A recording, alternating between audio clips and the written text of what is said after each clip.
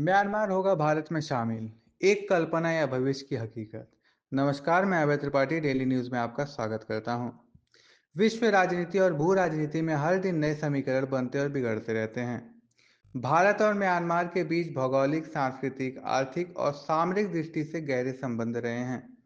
हाल ही में जब से म्यांमार में राजनीतिक अस्थिरता और आंतरिक संघर्ष की घटनाएं बढ़ी हैं, कुछ मीडिया रिपोर्ट्स और विशेषज्ञों द्वारा यह विचार भी सामने आया है कि क्या म्यांमार कभी भारत का हिस्सा बन सकता है। यह विचार न केवल रोमांचक है, बल्कि इसके दूरगामी प्रभाव भी हो सकते हैं। इस लेख में हम इसी प्रश्न की पड़ताल करेंगे, क्या म्यांमार भारत में शामिल हो सकता है, और यदि हाँ, तो इसके परिणाम क्या होंगे। भारत और म्यांमार के ऐतिहासिक संबंध। म्यांमार और भारत के बीच ऐतिहासिक रिश्ते बहुत पुराने हैं। प्राचीन काल में दोनों देशों के बीच बौद्ध धर्म के प्रचार प्रसार, व्यापार और सांस्कृतिक का आदान प्रदान होता रहा है। अशोक सम्राट के समय बौद्ध भिक्षु म्यांमार में धर्म का प्रचार करने गए थे।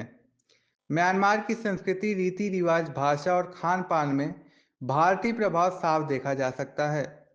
ब्रिटिश शासन के द्वारा म्यांमार भारत का ही हिस्सा था। 1937 तक म्यांमार को ब्रिटिश भारत का ही एक प्रांत माना जाता था। बाद में उसे अलग कर दिया गया। इसलिए दोनों देशों की जड़ें एक दूसरे से गहराई तक जुड़ी हैं। म्यांमार की वर्तमान स्थिति। म्यांमार इस समय गंभीर राजनीतिक संकट और सैन्य शासन की चपेट में है। वहां की जनता लोकतंत्र की मांग कर रही है, लेकिन सेना ने सत्ता पर कब्जा कर रखा है। इस कारण से म्यांमार के लाखों लोग भारत की सीमा पर शरणार्थी के रूप में आ रहे हैं। भारत के मिजोरम, मणिपुर, नागालैंड और अरुणाचल प्रदेश जैसे राज्यों से म्यांमार की सीमा लगती है, जिससे दोनों देशों के बीच संपर्क बना रहता है। क्या म्यांमार भारत में शामिल हो सकता है? यह सवाल जितना सरल लगता है, उतना है नहीं। किसी भी स्वतंत्र राष्ट्र को दूसरे राष्ट्र में शामिल होने के लिए कई राजनीतिक, कानूनी और सामाजिक प्रक्रियाओं से गुजरना पड़ता है। पहला, म्यांमार के भारत में शामिल होने के कारण। राजनीतिक स्थिरता। अगर म्यांमार की जनता और नेता मानते हैं कि भारत में शामिल होकर उन्हें सुरक्षा, विकास और स्थिरता मिलेगी, तो यह विकल्प खुल सकता है। सांस्कृतिक और सामाजिक समानता। भारत के पूर्वोत्तर राज्यों की जनजातियां और म्यांमार की जनजातियों में गहरा संबंध है। आर्थिक विकास। भारत की बड़ी अर्थव्यवस्था और वैश्विक स्तर पर मजबूत स्थिति से म्यांमार को फायदा हो सकता है। दूसरा, म्यांमार के भारत में शामिल होने की चुनौतियां। राष्ट्रीय संप्रभुता। कोई भी देश अपनी स्वतंत्रता इतनी आसानी से नहीं छोड़ता। अंतर्राष्ट्रीय प्रतिक्रिया। चीन, अमेरिका, रूस, एशियन देश और यूएन जैसे संगठन इस कदम का विरोध कर सकते हैं। भारत की आंतरिक सुरक्षा।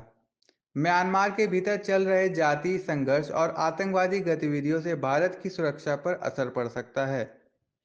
भारत और म्यांमार के एक होने के फायदे और नुकसान। फायदे। पहला, रणनीतिक बढ़त। भारत को दक्षिण पूर्व एशिया में सीधी पहुंच मिलेगी। दूसरा, आर्थिक वृद्धि। म्यांमार के संसाधन और भूमि भारत की आर्थिक शक्ति को और बढ़ा सकते हैं। तीसरा, सांस्कृतिक विस्तार। भारत के बौद्ध धर्म और अन्य सांस्कृतिक मूल्यों का पुनर्स्थापन। नुकसान। पहला, असुरक्षा और विद्रोह। म्यांमार की जाति और धार्मिक समस्याएं भारत में भी प्रवेश कर सकती हैं। दूसरा, आर्थिक बोझ। म्यांमार के पिछड़ेपन और विकास के लिए भारत को भारी निवेश करना होगा। तीसरा, अंतर्राष्ट्रीय दबाव। चीन और अन्य शक्तियां भारत पर दबाव बना सकती हैं। भविष्य की संभावनाएं और निष्कर्ष। वर्तमान में म्यांमार का भारत में शामिल होना केवल एक काल्पनिक विचार है, परंतु यदि भविष्य में म्यांमार में ऐसी परिस्थितियां उत्पन्न होती हैं जिसमें उसकी जनता और नेतृत्व भारत के साथ विलय का समर्थन करे, तो यह एक ऐतिहासिक कदम हो सकता है। लेकिन इसके लिए न केवल म्यांमार की इच्छा जरूरी है, बल्कि भारत के राजनीतिक, सामाजिक और आर्थिक हितों का भी संतुलन बनाना पड़ेगा। अंततः म्यांमार का भारत में शामिल होना आज की स्थिति में अव्यवहारिक है, परंतु भविष्य के लिए एक विचारणीय विषय अवश्य बन सकता है। आज के युग में किसी राष्ट्र का दूसरे राष्ट्र में विलय होना बहुत ही जटिल प्रक्रिया है। भारत और म्यांमार के ऐतिहासिक, सांस्कृतिक और भौगोलिक संबंधों के बावजूद यह केवल एक दूर की कौड़ी लगती है।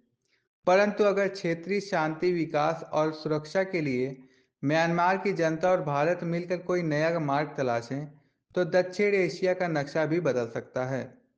भविष्य के घर में क्या छिपा है यह कोई नहीं जानता, परंतु संवाद और सहयोग की राह हमेशा खुली रहनी चाहिए। धन्यवाद।